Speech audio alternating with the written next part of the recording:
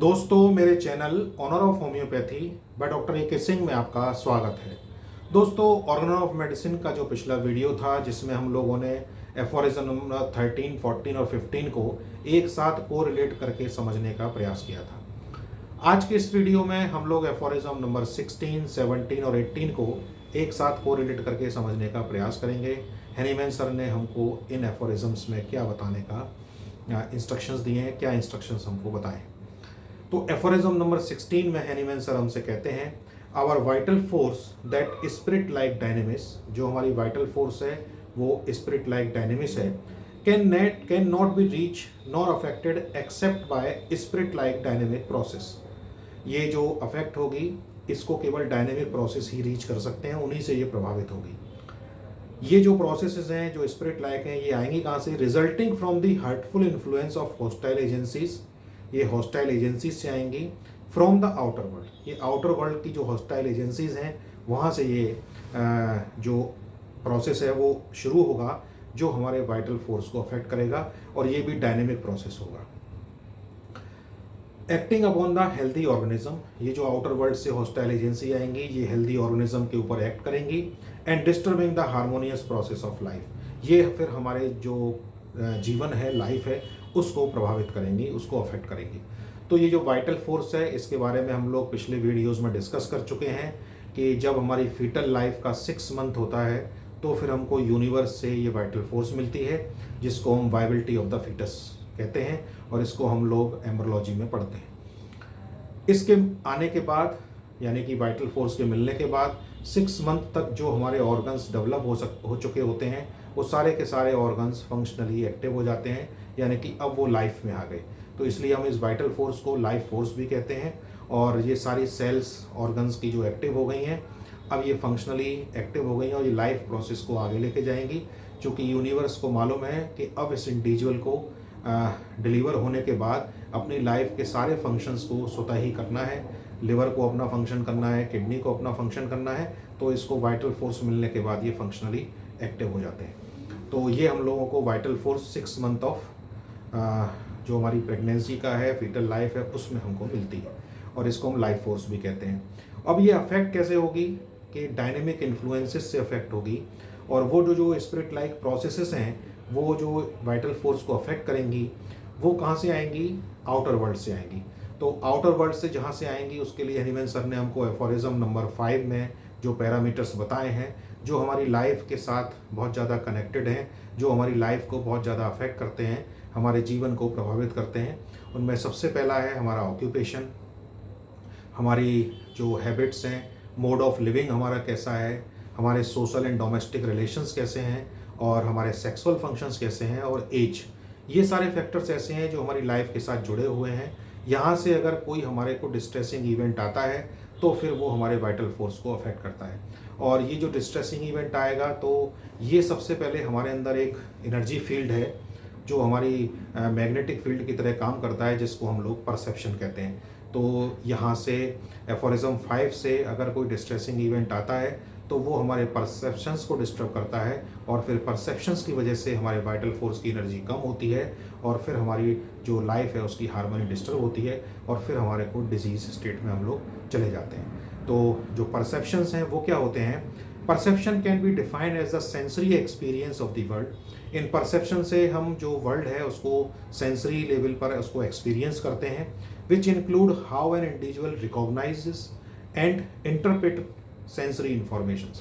तो हम अपने परसेप्शन से इस आउटर वर्ल्ड को सेंसरी लेवल पर रिकॉग्नाइज करते हैं, उसको समझने की कोशिश करते हैं, और फिर उसको इंटरप्रेट करते हैं उस इंफॉर्मेशन को। इसको हम लोग परसेप्शन कहते हैं। This also include how one can respond to this stimuli, यानी कि जो परसेप्शन बना, जो हम लोगों ने आउटर वर्ल्ड को रिकॉग्नाइज किया, फिर उसके किस तरह से उसको हमको रेस्पॉन्ड करना है। अगर कोई डिस्ट्रेसिंग इवेंट आता है उस डिस्ट्रेसिंग इवेंट से हम किस तरह से रेस्पॉन्ड कर रहे हैं ये भी हमारे परसेप्शन के ऊपर ही डिपेंड करेगा। यानी कि यहाँ से हम लोगों को मियाज़ की इंफॉर्मेशन मिलती है कि जो रेस्पॉन्स है, जो रिएक्शन है हमारा, वो मियाज़ में। अगर आउटर वर्ल्ड से कोई ऐसी सिचुएशन आई जिससे हम लोग सेंसिटिव हो जाएंगे तो फिर यहाँ से सोरा का स्टार्ट होगा, सोरा शुरू होगा, और फिर जैसे जैसे हम रिकॉग्नाइज करते जाएंगे परसेप्शंस को वैसे वैसे मियाज चेंज होता जाएगा। तो जो रेस्पॉन्स है, जो रिएक्शन है हमारा, यहाँ से मियाज़ की शुरुआत होती है। तो परसेप्शन इंक्लूड दीज सेंसेस। क्या क्या सेंसेस होते हैं? Vision, touch, sound, smell, taste and proprioceptions. तो इन सारे फैक्टर्स से हम लोगों के परसेप्शंस तैयार होते हैं, और ये परसेप्शन जैसे बर्थ के बाद हम जिस फैमिली में आते हैं, उस फैमिली की सराउंडिंग्स में जिस तरह के परसेप्शंस होते हैं उसको हम लोग सीखते हैं, और फिर उसी परसेप्शंस के अकॉर्डिंग हमारी लाइफ चलती है। तो ये परसेप्शन हमारा मैग्नेटिक फील्ड है, हमारा एनर्जी का फील्ड है, और इसी परसेप्शन में अगर हम लोगों ने लोअर इमोशंस को सीख लिया है, लोअर इमोशंस में हम लोग रहना शुरू करते हैं, तो फिर ये लोअर इमोशंस हमारे वाइटल फोर्स की एनर्जी को डिस्टर्ब करते हैं, और इससे फिर हम लोग डिजीज स्टेट में चले जाते हैं। तो एफोरिज्म 16 में हैनीमैन सर हमको बताते हैं कि वाइटल फोर्स किस तरह से डिजीज स्टेट में चला जाता है। तो जब हम पेशेंट के साथ बैठते हैं तो उसके जो लाइफ है उसको पूरा समझने की कोशिश करते हैं, और देखते हैं कि उसको जो डिस्ट्रेसिंग इवेंट है वो कहाँ से आया है, और उसको किस तरह से उसने रिकॉग्नाइज यानी उसको परसीव किया, और फिर किस तरह से उसको रिएक्ट किया। तो उसका परसेप्शन हम लोग लेते हैं और उसका रिएक्शन हम लोग लेते हैं। तो फिर यहाँ पर ही हम लोग रूब्रिक को सेलेक्ट करते हैं, और फिर उन रूब्रिक में जो मेडिसिन उसके फिजिकल्स को, उसके सेंसेस को कवर करती है, फिर उसको हम सेलेक्ट करके देते हैं। तब फिर वो पेशेंट के परसेप्शंस को ठीक करेगी, तब फिर उसकी डिजीज़ पूरी तरह से ठीक होगी। तो सेकेंड पैराग्राफ में एफोरिज्म 16 के में हैनीमैन सर हमको बताते हैं, neither can the physician free the vital force from any of these morbid disturbances that is disease. यानी कि जो वाइटल फोर्स का जो मॉर्बिड डिस्टर्बेंस हुआ है, इसी को हैनीमैन सर ने डिजीज़ कहा है। Except likewise spirit like alterative powers of the appropriate remedy. जो रेमेडीज़ हैं उनके अंदर स्पिरिट लाइक अल्टरेटिव पावर है, हेल्थ को चेंज करने की पावर है, क्योंकि हम लोग जानते हैं कि हमारी मेडिसिन ह्यूमन बींग्स पर प्रूव हुई हैं। तो मेट्रिया मेडिका प्योरा को जब हम लोग पढ़ते हैं तो उसमें देखते हैं हर मेडिसिन का एक परसेप्शन है, और कई भी परसेप्शंस हैं एक मेडिसिन में, और भी परसेप्शंस हैं। तो जब हम उनको समझते हैं, पेशेंट के साथ बैठ के उस परसेप्शन की मैचिंग करते हैं, तो फिर वो उसको ठीक करने में सक्षम होती है। तो ये अल्टरनेटिव पावर्स हैं जिसको हैनीमैन सर ने हमको ह्यूमन बीइंग पर प्रूव करके इसीलिए दिया है कि वो वाइटल फोर्स तक पहुंच सकें। तो alternative powers of the appropriate remedy acting upon our spirit like vital force, जो वाइटल फोर्स के ऊपर एक्ट कर सकें और हमारे परसेप्शंस को सब्सटीट्यूट कर सकें, उनको हटा सकें। परसीविंग दिस रेमेडियल पावर, इस रेमेडियल पावर को हम कैसे परसीव करेंगे? Power through the omni present susceptibility of the nerve of the organism. क्योंकि हम लोग जानते हैं कि हमारी जो नर्व सेल्स हैं उनके अंदर इलेक्ट्रिक कंडक्शंस होते हैं, इंफॉर्मेशन एक नर्व सेल से दूसरी नर्व सेल पर इलेक्ट्रिक इम्पल्सेस के थ्रू ट्रांसफ़र होती है। तो उन्हीं नर्व्स के थ्रू ये मेडिसिन हमको परसीव हो जाएगी, और हमारी जो परसेप्शंस हैं उनको चेंज कर देगी, और वाइटल फोर्स की एनर्जी का रिवाइवल हो जाएगा, जिससे कि फिर जो डिजीज़ है उससे हम फ्री हो जाएंगे। थर्ड पैराग्राफ में लिखते हैं, thus healing remedies can and actually do restore health and vital harmony. तो जो वाइटल हार्मनी है, हमारी जो वाइटल फोर्स की यानी कि लाइफ की जो हार्मनी डिस्टर्ब हुई, उस हार्मनी को रिस्टोर करेगी। वाइटल फोर्स की एनर्जी जो कम हो गई है वो भी रिस्टोर होगी। तो जब हम पेशेंट को मेडिसिन देते हैं, उसकी लाइफ की डिफरेंट सिचुएशंस को समझ करके जब उसके परसेप्शंस चेंज होते हैं, तो उसके लाइफ भी इम्प्रूव करती है, उसकी जो लाइफ की हार्मनी है वो भी उसकी लौट के आती है। जो रिलेशंस उसके डिस्टर्ब थे वो रिलेशंस उसके ठीक होने लगते हैं। तो आने वाले वीडियोस में हम लोग इन परसेप्शंस को चेंज होते हुए समझने की कोशिश करेंगे, पेशेंट के रिव्यू के साथ किस तरह से पेशेंट के परसेप्शंस चेंज होते हैं मेडिसिन, डायनेमिक मेडिसिन को देने के बाद। तो by virtue of their dynamic action of the vital force after those changes in the health of the patient, totality of symptom perceivable by our senses, जो senses से हमको परसीव होगी, उसकी restore health have represent the disease to attentively observing physician. इस disease को समझने के लिए जो फिजिशियन है वो अटेंटिव ऑब्जर्विंग फिजिशियन होना चाहिए। और इसके लिए एक बहुत अच्छी प्रोसेस है कि अगर हम अपने परसेप्शंस को, अपनी लाइफ की जो सिचुएशंस हैं उनको अगर हम लोग समझ करके अपने परसेप्शंस को अगर समझेंगे, तो फिर हम पेशेंट के परसेप्शंस को भी अच्छे से समझ सकते हैं। तो हम एक अटेंटिव फिजिशियन बन सकते हैं अगर हम अपने ऊपर काम ज़्यादा करेंगे। तो attentive observing physician as completely as possible for the purpose of its cure, और तभी फिर हम उसको, हमारा पर्पस सॉल्व हो पाएगा जो क्योर का पर्पस है। तो वाइटल फोर्स को अफेक्ट करने के लिए जो प्रोसेस है वो परसेप्शन के अंदर जो डिस्टर्बेंसेस हैं, यानी कि आउटर वर्ल्ड में जो रिकॉग्निशन है उसको सही से रिकॉग्नाइज नहीं किया, उसको लोअर इमोशंस से रिकॉग्नाइज किया और फिर वाइटल फोर्स की एनर्जी कम हो गई और फिर उसके बाद बॉडी पे साइंस एंड सिम्टम्स आना शुरू हो गए। तो इस तरह से हमारी जो वाइटल फोर्स है वो डिजीज स्टेट में चली जाती है और फिर बॉडी के ऊपर उसका रिफ्लेक्शन आना शुरू होता है। एफोरिज्म नंबर 16 के फुट नोट में हैनीमैन सर हमको बताते हैं कि मोस्ट सीवियर डिजीजेज होती हैं वो किस तरह से प्रोड्यूस होती हैं। मोस्ट सीवियर डिजीजेज में be produced by sufficient disturbance of vital force through the imaginations. जो हमारे इमेजिनेशंस हैं वो हमारी वाइटल फोर्स को सबसे ज़्यादा अफेक्ट करते हैं और परसेप्शंस में मोस्टली इमेजिनेशंस ही हैं। जितने भी हमारे लोअर इमोशंस हैं ये सब के सब इमेजिनेशंस हैं और इनके ऊपर कैंट सर ने हमको बहुत अच्छे अच्छे रूब्रिक्स दिए हैं, उनके अंदर मेडिसिन हैं। तो इसी परसेप्शन के लेवल पे अगर हम रूब्रिक को सेलेक्ट करते हैं और वो मैच करता है तो फिर वो डिजीज़ पूरी तरह से ठीक होगी। तो लिखते हैं कि disturbance of vital force through imagination and also cured by the same means. अगर हम उस इमेजिनेशंस को पकड़ लेते हैं, पेशेंट के इमेजिनेशंस को समझ लेते हैं तो फिर उसी के अकॉर्डिंग उसको मेडिसिन हम लोग दे सकते हैं और फिर वो ठीक हो जाएगा। तो ये जो इमेजिनेशंस हैं इसका रेफरेंस रिपर्टरी में हमको डिल्यूजन रूब्रिक में मिलता है। तो जितना हम पेशेंट के डिल्यूजन्स को समझेंगे और जितना इस डिल्यूजन को समझेंगे तो फिर हम पेशेंट को ठीक करने में सक्षम हो पाएंगे। तो आने वाले वीडियोज़ में हम लोग समझेंगे कि डिल्यूजन किस तरह से प्रोड्यूस होता है हमारे अंदर और किस तरह से हमारे परसेप्शंस चेंज होते हैं और उनको किस तरह से हम लोग ठीक कर सकते हैं। तो इसको हम लोग आने वाले वीडियोस में समझने की कोशिश करेंगे।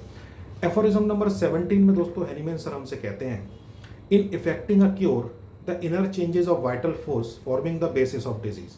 जो अगर हम क्योर करना चाहते हैं तो जो वाइटल फोर्स के अंदर इनर चेंजेस हुए हैं वो बेसिस ऑफ द डिजीज़ है, यानी कि वहीं से डिजीज़ की शुरुआत हुई है। तो जैसा कि हम सब लोग जानते हैं कि होम्योपैथी के अंदर जड़ से बीमारी को ठीक करने की बात होती है। तो ये जड़ ये है कि वाइटल फोर्स की जो वाइटल फोर्स है उसके अंदर जो इनर चेंजेस हुए हैं, यानी कि परसेप्शन की वजह से जो वाइटल फोर्स की एनर्जी डाउन हुई है, जो कम हुई है, उसकी वजह से फिर हमारी बॉडी पे साइंस एंड सिम्टम्स आए हैं, तो वो हमारा बेसिस ऑफ द डिजीज़ है। तो in effecting a cure the inner changes of vital force forming the basis of disease, that is the totality of disease. वो टोटलिटी ऑफ डिजीज़ है, यानी कि हमने टोटलिटी ऑफ डिजीज़ में जो senses में बदलाव आया, फिजिकल चेंज पे बदलाव आया, उसको भी हमने समझ लिया। और वो बदलाव किस वजह से आया? वाइटल फोर्स की एनर्जी के डिस्टर्बेंस होने की वजह से, उसके लोअर एनर्जी में चले जाने की वजह से। Is always cancelled by removing the entire complex of perceptible science and disturbance of the disease. अगर हम वाइटल फोर्स की जो बेसिस है उसको कंसीडर करेंगे तो फिर हम एंटायर कॉम्प्लेक्स ऑफ डिजीज को ठीक कर सकते हैं, रिमूव कर सकते हैं। Hence it follow that the physician has only to remove the entire complex of symptoms in order to cancel and obliterate simultaneously the inner internal changes। इसके साथ साथ जो इंटरनल चेंजेस हैं वो भी होने चाहिए। तो अगर मेडिसिन को हमने केवल बाहर जो सिम्टम्स हैं उनके बेस पे सेलेक्ट किया तो फिर उसके अंदर परसेप्शन रह जाएगा। सेंसेस को भी कंसीडर कर लिया तो भी उसके अंदर परसेप्शन रह जाएगा, लेकिन परसेप्शन को, सेंसेस को और बॉडी के ऊपर जो सिम्टम है तभी हमारी totality of the symptoms complete होगी। तो that is the morbidly alter vital force, the totality of the disease, in fact the disease itself. तो जो मॉर्बिडली डिस्टर्ब वाइटल फोर्स हुआ है उसको हमको बहुत ज़्यादा इंपॉर्टेंस देनी है। परसेप्शंस को लेकर के हमको प्रिस्क्रिप्शन करना होगा। परसेप्शन हमारा बहुत इंपॉर्टेंट है, यहाँ से एनर्जी वाइटल फोर्स की डिस्टर्ब हुई है। उसके बाद एफोरिज्म 17 के सेकंड पैराग्राफ में लिखते हैं, but disease obliterate is health restored the highest and only object of the physician. जो एफोरिज्म नंबर 1 में हम लोग पढ़ चुके हैं कि हमारा जो एम है फिजिशियन का वो डिजीज़ को ऑब्लिटरेट करना, उसको ठीक करना और हेल्थ को रेस्टोर करना। और हेल्थ का रेस्टोरेशन जब ही होगा फुल्ली जब परसेप्शंस ठीक होंगे। तो impress with the significance of his calling which does not consist in the use of learned phrases but in bringing relief. तो हमको बहुत ज़्यादा जो क्योर की बातें हैं उनको लर्नड फ्रेजेस में नहीं कहना है और पेशेंट को रिलीफ देने के लिए हमको काम करना होगा। ऐसा हैनीमैन सर का एफोरिज्म 17 में इंस्ट्रक्शंस है। एफोरिज्म नंबर 18 में दोस्तों हैनीमैन सर कहते हैं, it is then unquestionably true that. ये एक इसमें किसी प्रकार का प्रश्न नहीं है, ये एकदम सत्य है। That beside the totality of symptom it is impossible to discover any other manifestation by which disease could express their need of relief. जो पर्सन है वो जो डिजीज स्टेट में चला गया है वो टोटलिटी ऑफ सिम्टम के अलावा किसी और दूसरे तरीके से अपनी डिजीज़ को ठीक करने के लिए रिलीफ नहीं मांग सकता।